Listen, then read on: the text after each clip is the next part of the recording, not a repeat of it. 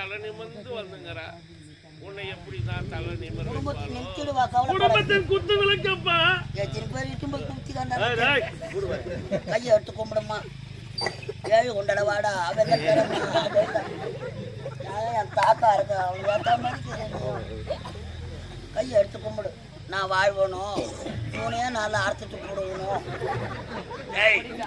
இரு மனமும் ஒரு மனமாக சேருவதுதான் திருமணம். திருமணம் திருமணம்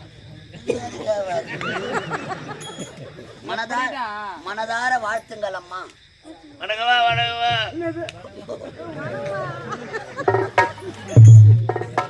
மனதார வாழ்த்துங்கள் அம்மா. அம்மா ஓட்டு கேக்குறாங்க, ஓட்டு சிலத்துல ஓட்டு போடு அம்மா.